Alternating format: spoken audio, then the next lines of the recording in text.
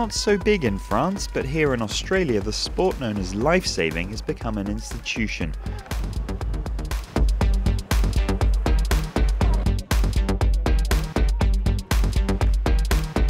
Lifesaving was inspired by the daily lifeguards operating on Australia's coastline, all 30,000 kilometres of it, 3 times more than France.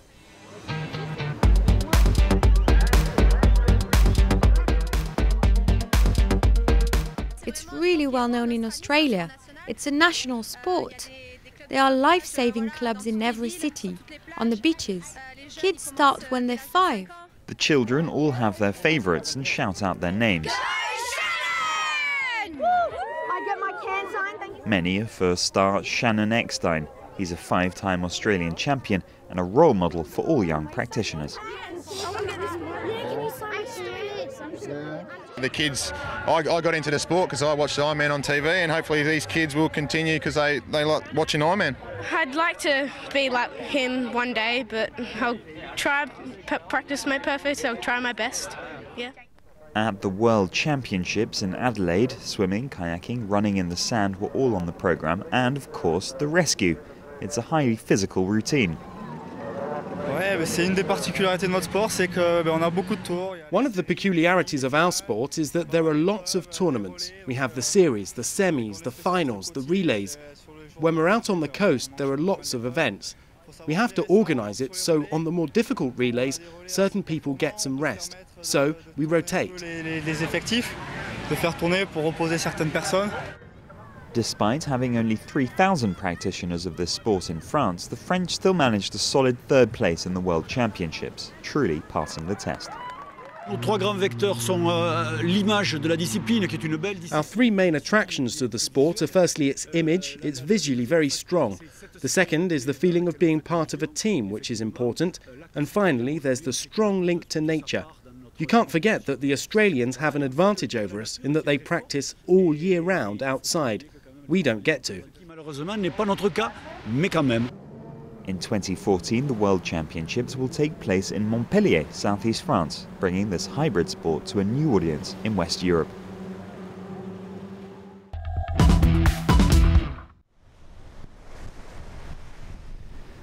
Sandy beaches and a love for all things water, the Greek Cyclades Islands attracts thousands of tourists each year.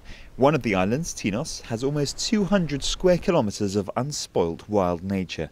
Away from the crowds of tourists, environmentally conscious sailors come here to practice, taking advantage of the wide open spaces. Greeks are very close to the sea, especially the youth. The ancient Greeks were fishermen, but apart from that, people didn't really swim or enjoy the sea in that way. Now people have started surfing, sailing or water skiing.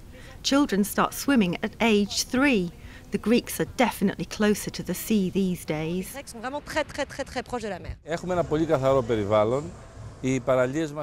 Many of our beaches carry a blue flag. It shows that they're really clean.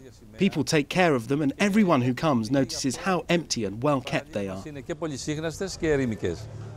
With nearly 1 million tourists a year, this island of 6,000 is standing strong in the face of the economic crisis and has a reputation of being able to weather storms.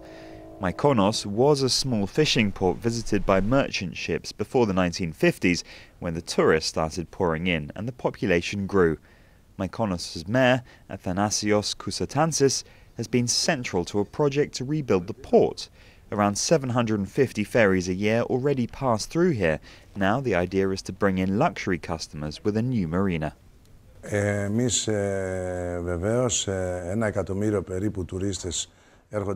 We have cruise ships coming in now along with the pleasure boats. We've had to adapt the marina and accommodate them and provide everything that makes a yacht comfortable. Around 70 kilometres north lies the Halkidiki Peninsula. People here provide all the modern comforts necessary to meet demand from the visiting yachts. Some now stay a bit longer. Most of the boats are here 12 months a year. Very few marinas are organised as well as those in Halkidiki. We're only 2 hours from the SPARATORO Islands, made famous by the Mamma Mia film. There are other islands like Alonissos, Skopelos, Kassos. There's so much to do after leaving the marina. Mount Athos is over an hour away. Active people won't get bored.